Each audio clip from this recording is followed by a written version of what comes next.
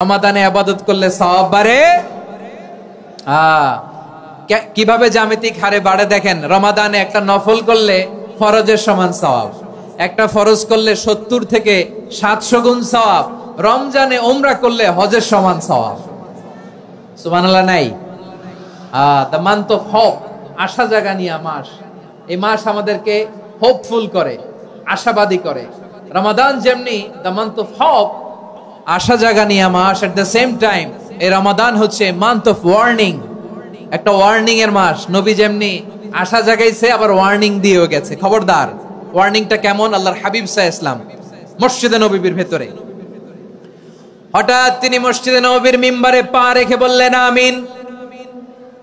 দ্বিতীয় ধাপে পা রেখে বললেন আমিন, তৃতীয় ধাপে পা রেখে বললেন আমিন। সাহাবারা অবাক হয়ে বললেন ইয়া রাসূলুল্লাহ, ইয়া হাবিবাল্লাহ, তিনবার শুধু আমিন আমিন পড়লেন, কেন পড়লেন আমরা কিছু জানি না, আমাদেরকে জানিয়ে দেন কেন আপনি তিনবার আমিন বললেন। রাহমাতাল লিল আলামিন আল্লাহর হাবিব বললেন, ও আমার প্রাণের সাহাবীরা,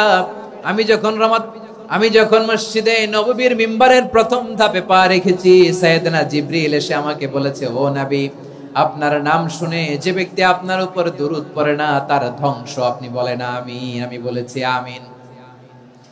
দ্বিতীয় ধাপে পা রাখার পর সাইয়েদনা জিবরিল বললেন, ইয়া রাসূলুল্লাহ, মাতা পিতাকে বার্ধক্য অবস্থায় পেয়ে তাদের সেবা করে, তাদের সাথে সদাচরণ করে যে সন্তান জান্নাত কামাতে পারলো না তার জন্য ধ্বংস। আপনি বলেন আমিন। আমি বলেছি আমিন।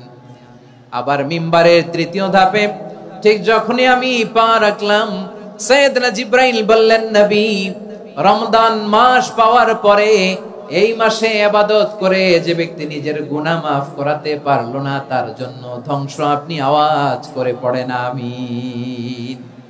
কত বড় ধমক, কত বড় ওয়ার্নিং দেখছেন। যে রমাদান পেয়েছে কিন্তু রমাদানের ইবাদত করার মধ্য দিয়ে সে নিজেকে জাহান্নাম থেকে মুক্ত বানাতে পারলো না, তার উপর আল্লাহ লানত, তার জন্য ধ্বংস। সাইয়েদনা জিবরাইল বলেছেন আমিন, স্বয়ং বিশ্বনবীও বলেছেন আমিন। আওয়াজ করে পড়েন নাউযুবিল্লাহ। তাহলে রমজান আসবে আর আমরা নিজেদেরকে জাহান্নামীদের লিস্ট থেকে নাম কাটিয়ে জান্নাতীদের লিস্টে উঠাতে পারবো না। এর চেয়ে বড় হতভাগা কি আর কেউ থাকতে পারে? আওয়াজ করে বলেন। তাহলে রমাদানের এই রহমত, বরকত, মাগফিরাত, ফজিলত আমাদের কামাই করার দরকার আছে না নাই? আর মাত্র 7 দিন বাকি। আর মাত্র কয় দিন? এগুলো নিয়ে আমাদের কোনো আগ্রহ নাই।